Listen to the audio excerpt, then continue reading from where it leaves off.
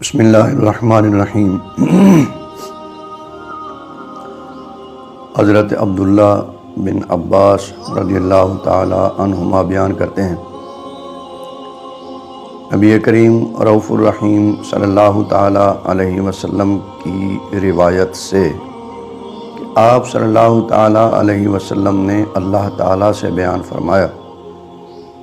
اللہ تعالی نے ارشاد فرمایا کہ نیکیاں اور برائیاں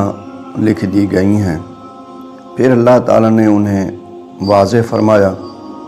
اور اس کے بعد ارشاد فرمایا کہ جو شخص کسی بھی نیکی کا خلوص دل سے اخلاص سے ارادہ کرتا ہے تو اللہ تعالیٰ اپنی بارگاہ میں اس شخص کے لیے باوجود عمل نہ کر سکنے کے ایک کامل نیکی لکھ دیتا ہے، اور اگر عمل کر لے تو پھر اس کو ثواب اس کے اخلاص کے درجے کی نسبت سے ملتا ہے، یعنی ایک نیکی کے بدلے میں 10 نیکیاں لکھ دی جاتی ہیں،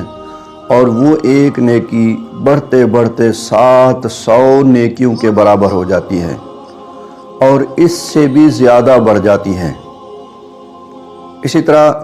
اگر کوئی شخص برائی کا ارادہ کرتا ہے اور وہ برائی کرتا نہیں، رک جاتا ہے، تو اس سے بھی اللہ تعالیٰ ایک نیکی عطا فرماتا ہے۔ اگر وہ شخص برائی کر لیتا ہے تو اس کی صرف ایک ہی برائی لکھی جاتی ہے۔ تو یہ اخلاص کی قدر و قیمت ہے، اخلاص کا مقام ہے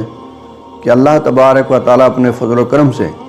نیکی کرنے والے کی نیکی 700 گنا سے بھی زیادہ بڑھا دیتا ہے۔